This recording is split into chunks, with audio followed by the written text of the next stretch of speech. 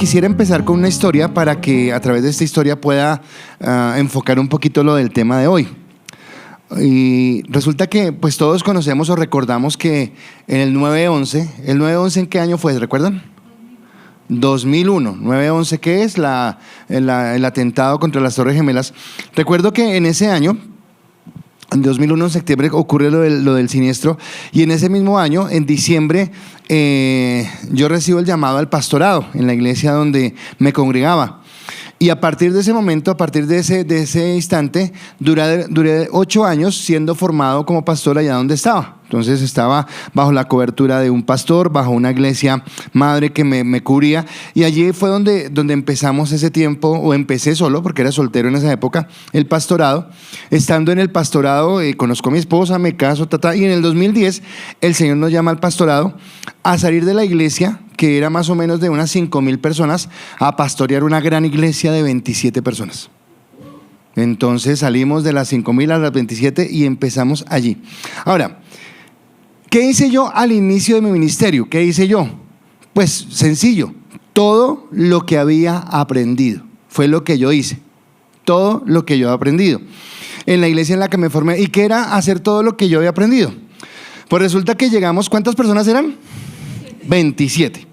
Y yo, como buen pastor un poco intenso que soy, pero un poquitico nomás, entonces lo primero que hice fue nombrar directores: el director de la alabanza, el director del ministerio de servidores, el director de matrimonios, el director de jóvenes, el director de servidores, todo lo que había con respecto a lo que lo que se debía hacer. Recuerda que venía una iglesia de 5,000 personas, ¿a una iglesia de cuánto? De 27. El domingo abrimos 3 servicios. Al primer servicio iban 5 personas, al segundo iban 10, y al tercero iban 12, o sea, ahí se repartían los 27, pero había 3 servicios que nosotros teníamos en ese momento. El miércoles teníamos en la mañana ayuno, de 8 de la mañana a 12 del día, todos los miércoles ayuno, y en la noche todos los miércoles servicio, porque tocaba hacer el servicio. Recuerdo que en la primera Semana Santa, ¿qué hacía yo? Lo que había aprendido. Entonces en la primera Semana Santa tocó hacer la campaña, o sea que empezamos el miércoles santo con un servicio, el jueves en la mañana servicio, en la tarde servicio, el viernes santo en la mañana servicio, en la tarde servicio, el sábado ayuno, y el domingo otra vez los 3 servicios, todo esto con 27 personas. O sea que me tocaba turnarlas: usted venga a usted venga a o a veces se doblaban de caridad con el pastor y venían y estaban en esos servicios. Obviamente había algo que era casi un sacrilegio, casi para mí era un pecado, y era que en el altar no hubiera flores. En el altar tenía que haber flores, y el pastor tenía que estar de corbata, mejor dicho, tenía que ser así. Ahora, ¿por qué yo hacía eso? Porque así aprendí. Ahora, Norberto dijo fue porque es intenso, pero también porque aprendí así. ¿Listo? Ahora, lo que yo me di cuenta en ese proceso fue que yo tenía que cambiar, ¿qué? Mi manera de pensar, mi manera de actuar, porque en primer lugar era una cosa, una iglesia de 5,000 personas, y algo muy diferente, una iglesia de 27 personas. En segundo lugar, a la nueva iglesia a la que Dios nos estaba llevando con mi esposa a pastorear, tenía que tener la identidad que Dios le quería dar a esa iglesia, no la identidad de lo que veníamos del lugar en el que estábamos en ese momento. Así que tenía que haber cambiado ese contexto. Ahora, ¿por qué digo esto? Voy a colocarlo como una referencia para el mensaje que el Señor me regala para hoy. Ya estamos terminando el capítulo número 2 de Efesios. Y solamente rápido, que hemos dicho en Efesios: primero que éramos unos pecadores, pero así pecadores tiempo completo, pero que Dios en su misericordia nos salvó, nos eligió y nos apartó para Él. El domingo decíamos, pero oiga, otra cachetada, no éramos del pueblo de Israel, éramos unos gentiles por allá, apartados y todo el cuento, pero gracias a Dios Él nos acerca, nos lleva en su misericordia y nos permite ahora ser el pueblo de Dios. Quiere decir que por esa misericordia, lo que decíamos el domingo es que se abre la iglesia, y la iglesia es una comunidad compuesta por 2 pueblos. ¿Cuáles son los 2 pueblos? Los judíos y los gentiles.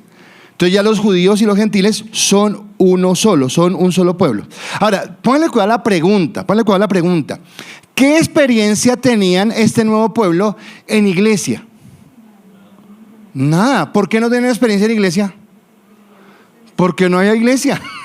Sencillo, porque hasta ahí no había habido iglesia, o sea que no tenían experiencia. Entonces, ¿quién tenía que tomar la vocería? Entre comillas, digamos que los más espirituales. ¿Cuáles eran los más espirituales? Los judíos. Así que dijeron, ok, listo, sí, Cristo y Cristo, pero venga que toca empezar a... Y empezó a haber un problema entre ellos que se llamó en la palabra el judaizar. ¿Y qué era el judaizar? Entonces la gente, los apóstoles iban y predicaban, y entonces Cristo y murió en la cruz, y usted lo puede aceptar en su corazón, y la gente aceptaba a Cristo, no sé qué, y llegaban los judíos, pero bueno, cuidadito. Ahora a cumplir la ley, cuidadito. Y entonces empieza a haber un problema, empieza a haber una situación difícil. Y allí lo encontramos tal vez en Hechos capítulo 15. Hechos, acuérdese que Hechos es el libro histórico del Nuevo Testamento. Nos está hablando del inicio de la iglesia primitiva. Y en Hechos 15 hay una situación. Y es que Pedro tiene una revelación para ir a donde un gentil, a donde Cornelio, un judío no puede ir a un gentil. Pablo había estado con Bernabé predicando a los gentiles. Así que ellos se reúnen y dicen, venga, tenemos un problema. Entonces Pedro dice, vea, yo viví esto, y resulta que yo fui a donde Cornelio y yo prediqué, y sin más ni más el Espíritu Santo cayó sobre ellos y fueron llenos. Y Pablo dijo, oiga, yo también estaba en ese ambiente y pasó exactamente lo mismo, los gentiles, pero ni se habían circuncidado, ni cumplían la ley, ni estaban haciendo nada. Entonces, ¿qué vamos a hacer? ¿Cómo vamos a empezar esta nueva iglesia? ¿La vamos a empezar con toda la tradición que traíamos de la iglesia judía? ¿O qué es lo que Dios quiere? Y en ese concilio, en ese primer concilio, que es un concilio, es una reunión de los ancianos que se reúnen a hablar temas que tienen que ver con la iglesia. O sea, hay un problema. ¿Qué vamos a hacer con este problema? ¿Qué vamos a hacer con esta solución? ¿Cómo vamos a pedirle a Dios orientación para arreglar ese problema? Así que en ese concilio, después de que hablaron, ellos determinan hacer una carta. Y la carta, todos los textos que voy a leer hoy son de la palabra de Dios para todos, porque me pareció que era más clara para que lo entendieran. Y en esa carta que mandan a todas las iglesias que se han fundado, judías y gentiles, la carta dice lo siguiente: Hechos capítulo 15, versículo 19 al 20.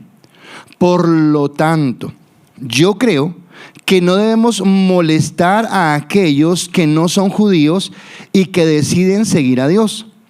En vez de eso, escribámosles que no coman nada que se haya contaminado por haber sido ofrecido a los ídolos, que no cometan ninguna clase de pecado sexual, que no coman carne de animales que hayan sido estrangulados, ni coman sangre. Pare de contar. O sea, ¿qué tienen que hacer los gentiles que llegan a la iglesia? ¿Qué tienen que hacer las personas que han llegado? No les vamos a imponer las cargas que nosotros llevábamos y que no nos ayudaron para nada. Simplemente digámoslo, oiga, no coman nada consagrado a los ídolos. No vayan a cometer pecados de sexualidad. No vayan a comer sangre. A los que comen chanfaina acá y rellena, eso lo lamento, eso dice la Biblia, no lo digo yo. Pero el resto, ya la gracia del Señor. Así que gloria a Dios, porque lo que está diciendo es que el antiguo pacto, ¿qué pasa con el antiguo? Cuando hablamos de antiguo es que ya quedó atrás. El antiguo pacto queda atrás. Ya no son los ritos, ya no son las fiestas, ya no son las leyes judías, como lo dijimos el domingo, pero tampoco ahora es el libertinaje y la inmoralidad. O sea, no es ninguno de los extremos. No es que ya no son ritos ni fiestas, pero tampoco es la inmoralidad. Porque ahora recuerden que el domingo decíamos, ya no son ni judíos, ya no son gentiles. ¿Son qué? Cristianos. Los que conforman la iglesia en lo que están viviendo. Y ellos van a empezar a disfrutar a partir de ese momento de lo que significa un nuevo pacto, una nueva alianza, una nueva comunión con el Señor. El domingo también hablábamos acerca de las desventajas que teníamos nosotros como gentiles. Decíamos que sin Dios, sin ciudadanía, sin las promesas, sin el pacto, sin todas las cosas que había. Pero ahora lo que nos muestra, lo que va a describir Pablo ahora, y que lo vamos a mirar en estos minutos, es cómo cambió el concepto. Por eso hoy vamos a hablar de nuestra nueva posición en Cristo. Y yo quisiera que usted entendiera esto, porque es tremendamente importante que cada uno de nosotros entendamos cuál es nuestra nueva posición en Cristo. O sea, ya usted no es gentil, no le voy a decir que es judío porque acá no hay ningún judío, ya no somos gentiles, Ya no caminamos conforme al mundo, sino que ahora caminamos como cristianos. ¿Y cómo camina un cristiano? Siguiendo a Cristo, guiado ¿por qué? Por el Espíritu Santo, por lo que el Señor está haciendo en nuestra vida. Así que vamos a hablar de nuestra nueva posición en Cristo. De alguna manera, tanto judíos como gentiles tenían que cambiar. ¿Qué tenían que cambiar los judíos? Su religiosidad. ¿Qué tenían que cambiar los gentiles? Su inmoralidad. No había uno más bueno que el otro. Porque tal vez podríamos decir, uy, no, pero es que los otros eran inmorales, los otros eran que eran legalistas. No, delante de Dios pecado es pecado. Somos nosotros los que hacemos pecado más grave o pecado menos grave. Pero ambos pueblos estaban pecando y estaban apartados de Dios. Así que lo que les dice es que ahora caminen conforme a la nueva identidad, conforme a lo que Cristo ha establecido. Si usted es un poco analítico, los evangelios nos hablan es de la vida de Jesús, lo que Él hizo, los milagros, las palabras, las enseñanzas, todo lo que hizo. Pero las cartas, tanto de Pablo como las cartas generales, nos dicen es cómo funciona ahora la iglesia. Porque la iglesia primitiva no tenía Nuevo Testamento.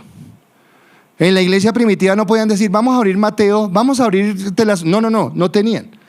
En ese momento todavía estaba la inspiración del Espíritu Santo, estaba siendo revelada, y la revelación era para entender cómo ya no era por la ley, sino cómo ahora era por la gracia. Y de qué manera iban a vivir en ese nuevo contexto. ¿De acuerdo? Así que Pablo en estos versículos, casi que todo el capítulo le ha hablado a los gentiles y hace una comparación con los judíos, pero acá vuelve y reitera a los gentiles y le dice en los últimos versículos, Efesios 2, 19 al 22, dice, por lo tanto, ¿qué es por lo tanto? Recuerdan que dijo primero que éramos pecadores, pero que Cristo nos salvó por su gracia. Después, que no pertenecíamos al pueblo de Israel, pero que Él nos había hecho ciudadanos por su sangre y por su gracia. Entendiendo de eso, dice, por lo tanto, ustedes los que no son judíos, ya no son inmigrantes ni exiliados, sino ciudadanos junto con el pueblo santo y forman parte de la familia de Dios. Ustedes los creyentes son esa casa, construida sobre una base sólida formada por los apóstoles y profetas, siendo Cristo mismo la piedra más importante de la construcción. Todo el edificio se mantiene unido debido a Él, quien hace que crezca y se convierta en un templo santo para el Señor. Gracias a Cristo, ustedes y los judíos forman parte del mismo templo donde vive Dios a través del Espíritu. Uy, tremendo. Yo los he llevado desde que empezamos esta serie, como a entender el contexto para que lo sepamos.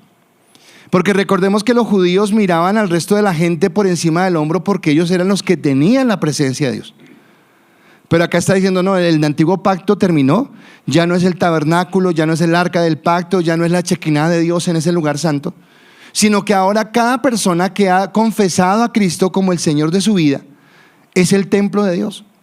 Así que nosotros como templo de Dios vamos con Dios a donde quiera que vayamos.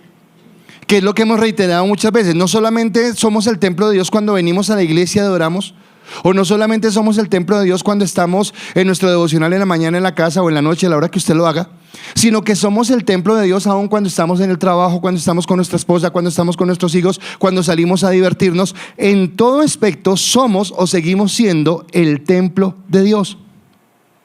Así que ya no son los judíos con sus imposiciones legalistas diciendo es que usted tiene que circuncidarse, tiene que guardar el sábado, tiene que hacer esto, tiene que guardar las fiestas. No porque todo, vamos a mirarlo al final, pero todo lo que había en el Antiguo Testamento era una sombra ¿de qué? De la gracia perfecta que iba a venir en Cristo.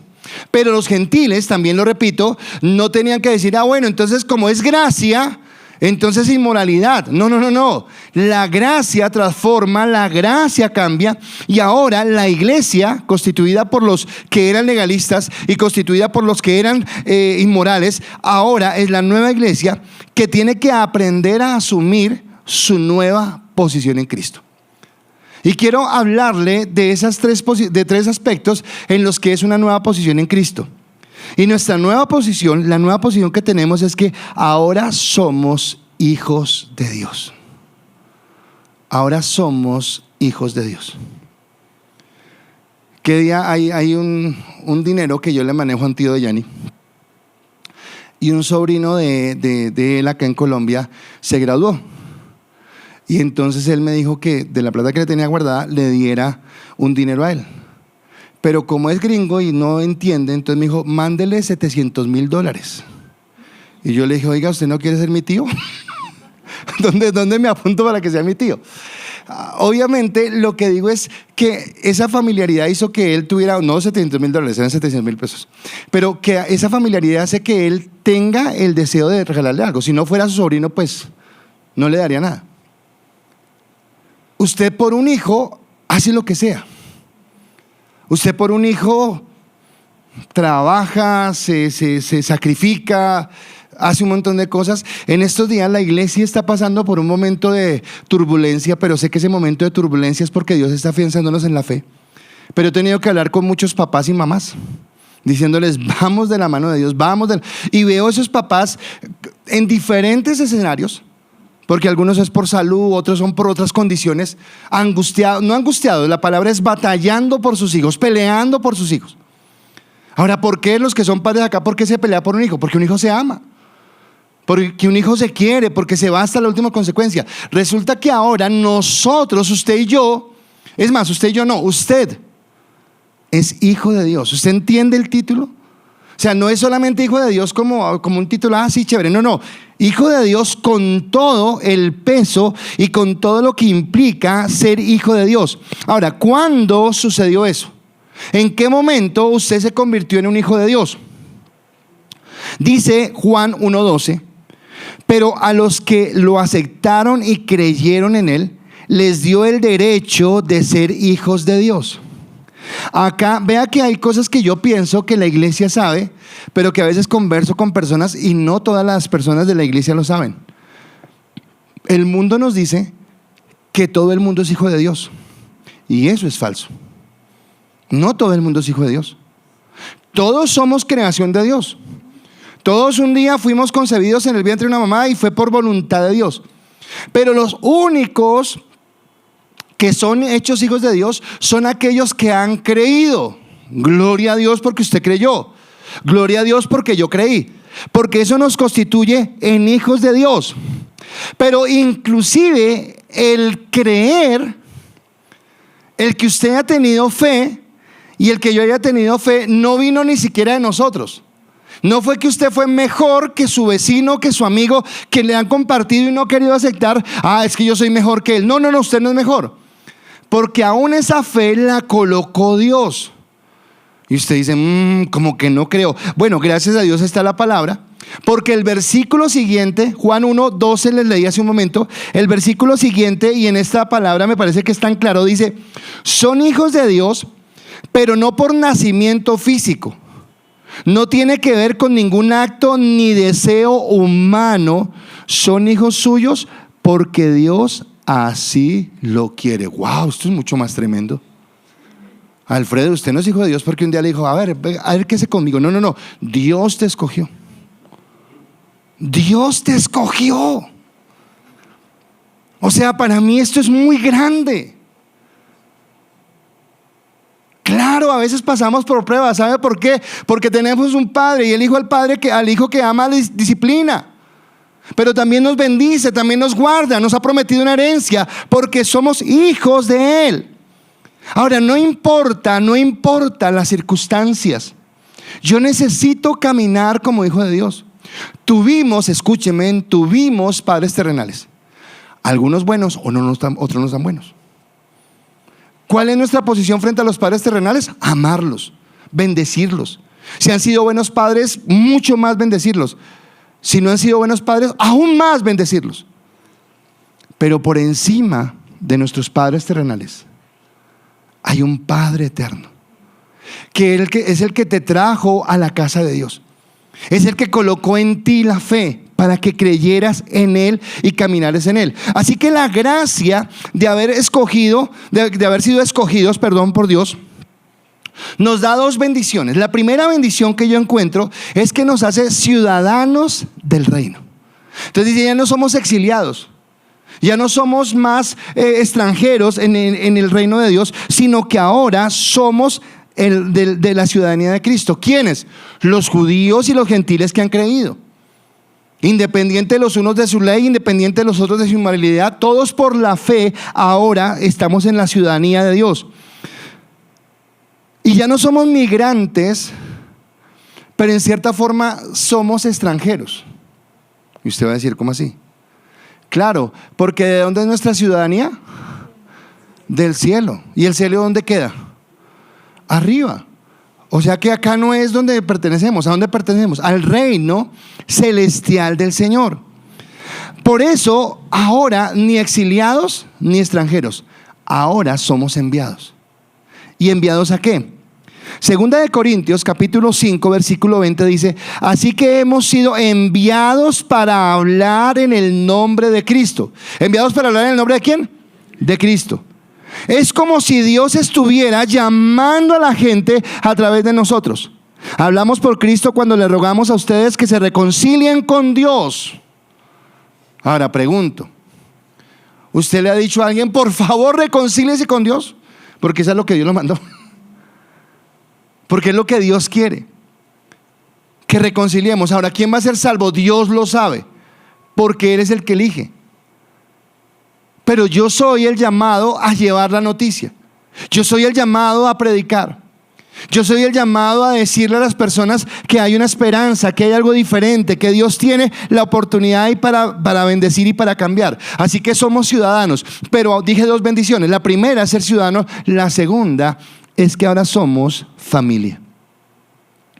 Y creo que acá el Señor nos quiere enfatizar, porque cuando habla de familia está realmente hablando del concepto de iglesia. Y quiero decirle que cuando mi concepto de iglesia es, no, yo voy allá pero no me junto con nadie. Ay, qué bueno que hacen eso virtual, porque a mí no me gusta eso que le estén saludando a uno. O cuando usted no cree que necesite ni hablar con nadie, porque usted no necesita de nadie y nadie necesita de usted. Quiero decirle que usted lo que no ha entendido es el concepto de iglesia. Porque le pregunto individualmente, si usted es hijo de Dios, ¿quién es su padre? Dios, ok. Y si usted es hijo de Dios y la persona que está a su lado también es hijo de Dios, entonces ¿usted qué es de la persona que tiene a su lado? Hermano. ¿Y qué se supone que debemos hacer como hermanos? Ay, no, a mí no me vengan con eso. No, espere, somos familia. ¿Sabe por qué el Señor colocó congregaciones? Porque las congregaciones, porque imagínense, la iglesia, todos los cristianos en Bogotá en un solo lugar. No, eso sería un transmilenio. Porque tal vez no nos identificaríamos. Pero ahorita llegó Marlene toda contenta a decirme, no, mi china feliz porque juega al fútbol con ustedes, entonces ¿qué quiere ir otro? Un ambiente diferente, ¿de qué? De familia. ¿Por qué Alfredo puede llevar a su hija allá? ¿La llevarías a otro lugar a jugar? Porque es un ambiente sano, porque es un ambiente de familia. ¿De acuerdo? Porque nos gozamos, entonces nos gozamos cuando hay una bendición, cuando hay una alegría, cuando hay un gozo, cuando las personas están triunfando, cuando las personas alcanzaron un éxito. Pero también nos dolemos y vamos y acudimos a donde hay dolor y estamos allí y la gente sabe que no está sola, que tiene alguien que acompaña, que tiene alguien que va a estar allí, que tiene alguien que va a extender la mano, que hay momentos de alegría, hay momentos de preocupación, hay momentos de oración, hay momentos de intercesión. Y que allí es donde estamos como familia. Porque la familia se mantiene unida, porque la familia se mantiene en amor, porque la familia se mantiene a la expectativa de cómo levantar. Así que ahora el título de hijos es un título grandísimo. Primero porque un día estaremos con Él. Pero en segundo lugar, por mi parte sí, espero que por su parte también. Pero usted puede mirar a 3 o 4 personas y decirle, antes de que los mire, porque después lo mira y después se comprometió y no quería, pero usted puede mirar a 3 o 4 o 5 y decirle, cuente conmigo. ¿Usted puede decirle? Cuente. No, pero no a Alexandra, porque Norberto voltea a mirar a Alexandra. No, a otra persona, porque ya, pues sí es su hermana en Cristo, pero es su esposa. Es saber que podemos contar. Es saber que cuando hay momentos de angustia, tenemos a quién llamar, tenemos con quién hablar, que alguien está pendiente de nosotros, que alguien, oye, no te veo en la iglesia, ¿pasó algo? ¿Qué sucedió? ¿Estás bien? ¿Tienes alguna situación? Porque eso hace una familia. Pero no solamente eso, sino en nuestra nueva posición en Cristo, ahora somos edificio de Dios. Y edificio de Dios es como una construcción que se levanta. Pero que hemos dicho todo el tiempo, que lo más importante de una construcción, ¿qué es? El fundamento.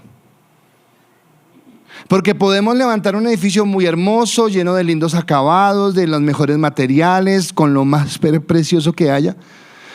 Pero si no tiene un buen fundamento, si las situaciones no están bien, puede ser que en el momento que haya una situación difícil se derrumbe, porque es el fundamento el que lo sostiene. Y dice que ahora nosotros somos fundados en el fundamento de los apóstoles y de los profetas, que es Cristo. Ahora, ¿qué es Cristo? Y acá es donde empezamos a mirar por qué no es el pueblo judío, por qué no son los gentiles que son buena gente, sino todos aquellos judíos y gentiles que colocan su fe en Cristo. Porque en Salmo 118, 22, hablando de este fundamento de una manera profética, el Salmo 118 dice: la piedra que los constructores rechazaron se convirtió en la piedra principal. ¿Y de quién está hablando ahí? De Cristo. Así que ¿sobre qué estamos basados? ¿Sobre qué nos sostenemos? ¿Sobre los ritos? ¿Sobre las fiestas? ¿Sobre las buenas obras? ¿Sobre las obras de caridad? ¿O nuestro fundamento está en quién? En Cristo. En Él nos sostenemos, en Él nos paramos, en Él estamos confiando, porque Él es el que nos bendice. Ahora, pero si usted ha leído Juan dice: en el principio era el verbo, y el verbo era con Dios, y el verbo era Dios.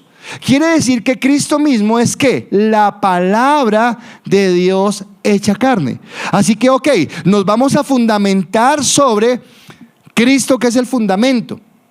Pero ¿y cómo conozco yo a Cristo?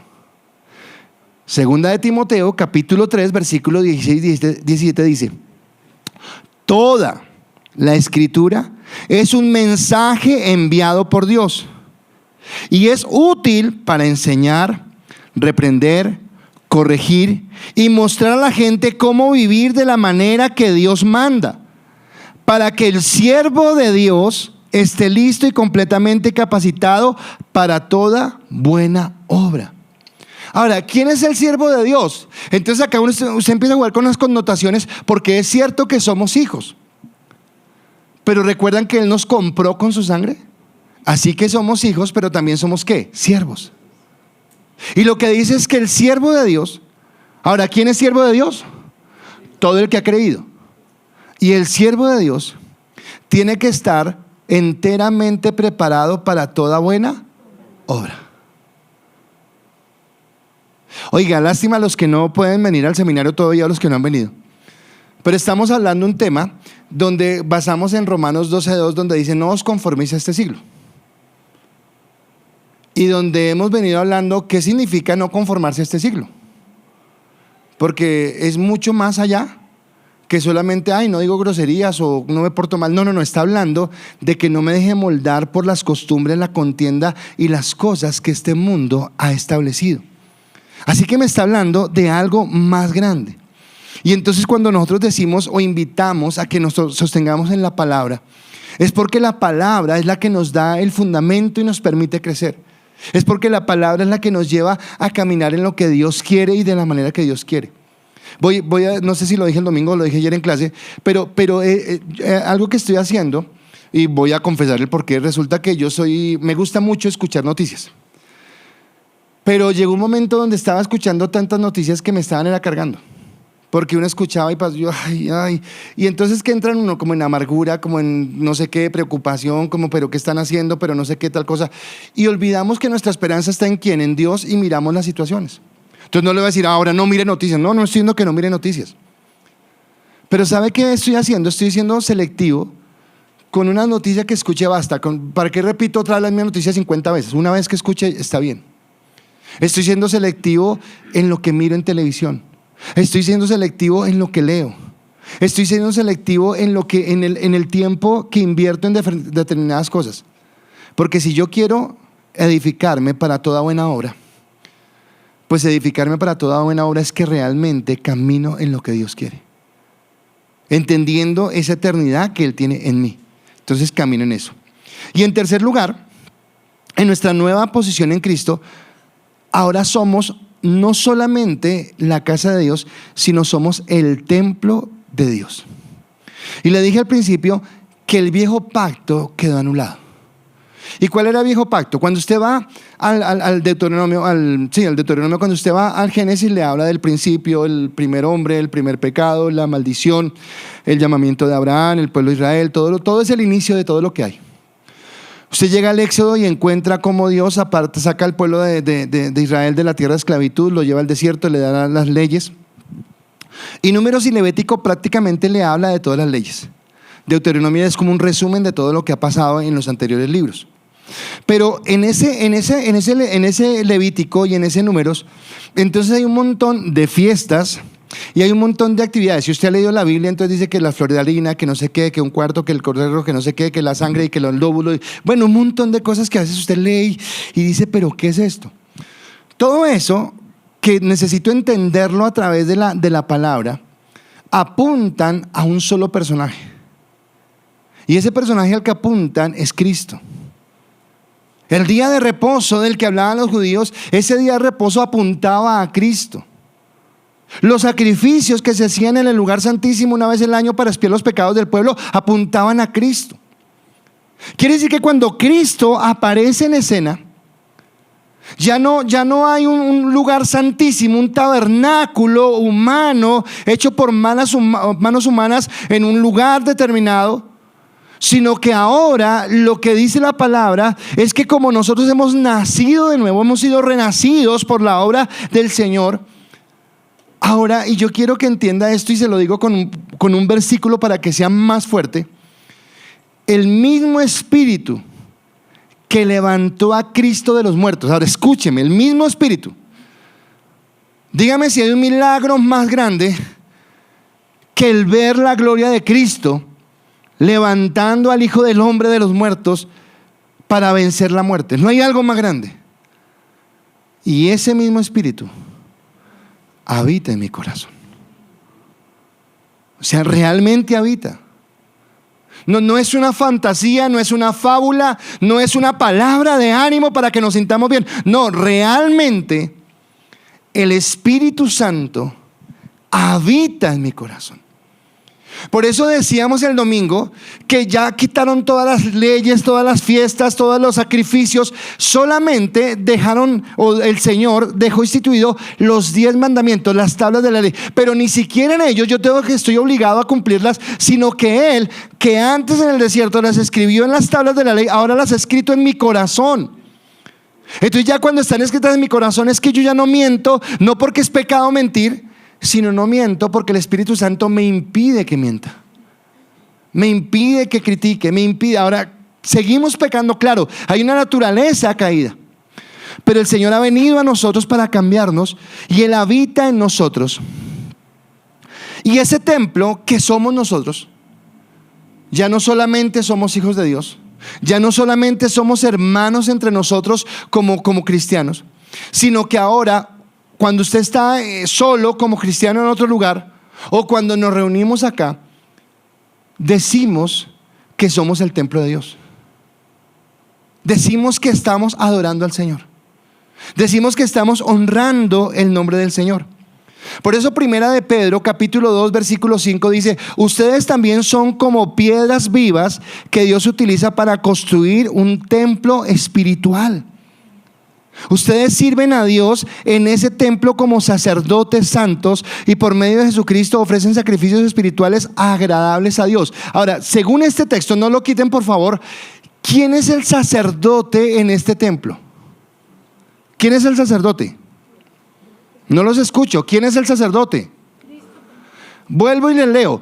Ustedes también, como piedras vivas de Dios, utiliza para construir un templo espiritual. Ustedes sirven a Dios en ese templo como sacerdotes santos y por medio de Jesucristo ofrecen sacrificios espirituales agradables. ¿Quién es el sacerdote? ¿Y qué sacrificios ofrecemos? Cogemos una becerra y ¿cuál es el sacrificio? Romanos 12:1. Así que, hermanos, os ruego por la misericordia de Dios que presentéis ¿qué? Vuestro cuerpo. O sea, que es usted. No, tampoco. Presentéis vuestro cuerpo en sacrificio vivo, santo y agradable a Dios, que es vuestro culto racional. Así que ahora, por el nuevo nacimiento en Dios, cada día, ¿para quién vivo cada día? ¿A quién quiero glorificar cada día? ¿Mi honra para quién es?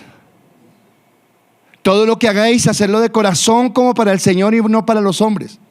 Así que cuando usted va a trabajar, usted puede santificar su trabajo haciéndolo para Dios.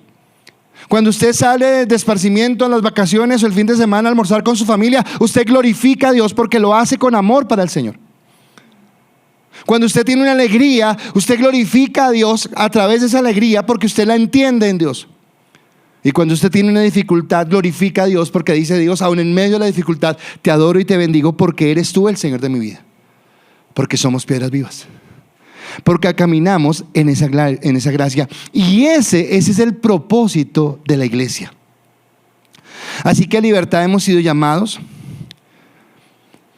No para pasar, porque aquí me refiero solamente a los gentiles, escúcheme, pero ya usted no es gentil, ya usted y yo somos cristianos. Pero me refiero a nosotros en el contexto gentil, que hemos sido llamados no para pasar de la perversidad de nuestros malos hábitos a la hipocresía del legalismo. No, a eso no fuimos llamados.